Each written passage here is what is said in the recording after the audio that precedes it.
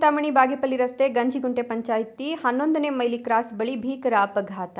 ಇಬ್ಬರು ಸ್ಥಳದಲ್ಲೇ ಸಾವು, ಮತ್ತಿಬ್ಬರಿಗೆ ಗಂಭೀರ ಗಾಯ. ಬಾಗೇಪಲ್ಲಿ ಕಡೆಯಿಂದ ಬರುತ್ತಿದ್ದ ಇನೋವಾ ಕಾರ್ಗೆ ಚಿಂತಾಮಣಿ ಕಡೆಯಿಂದ ಬರುತ್ತಿದ್ದ ಲಾರಿ ಡಿಕ್ಕಿ ಹೊಡೆದಿದ್ದು, ಡಿಕ್ಕಿ ಹೊಡೆದ ರಭಸಕ್ಕೆ ಡ್ರೈವರ್ ನಾಗರಾಜ್ ಮೃತಪಟ್ಟಿದ್ದು, ಇಬ್ಬರು ಮಕ್ಕಳೊಂದಿಗೆ ಚಿಂತಾಮಣಿಗೆ ಹೊರಟಿದ್ದ 38 ವರ್ಷದ ಅನಿತಾ ಕೂಡ ಸ್ಥಳದಲ್ಲೇ ಸಾವನ್ನಪ್ಪಿದ್ದಾರೆ. ಇಬ್ಬರು ಮಕ್ಕಳು ಗಂಭೀರವಾಗಿ ಗಾಯಗೊಂಡಿದ್ದು, ಚಿಕಿತ್ಸೆಗಾಗಿ ಚಿಂತಾಮಣಿ ಆಸ್ಪತ್ರೆಗೆ ರವಾನಿಸಲಾಗಿದೆ.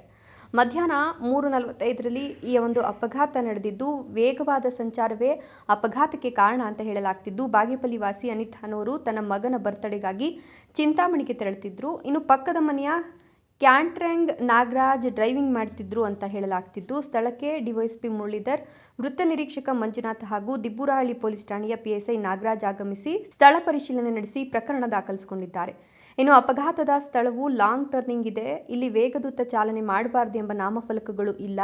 ಅಡೆತಡೆ ಏನೂ ಇಲ್ಲದ ಕಾರಣ ಅಪಘಾತಗಳು ಹೆಚ್ಚಾಗ್ತಿವೆ ಅಂತ ಸಾರ್ವಜನಿಕರು ಆರೋಪಿಸುತ್ತಿದ್ದಾರೆ.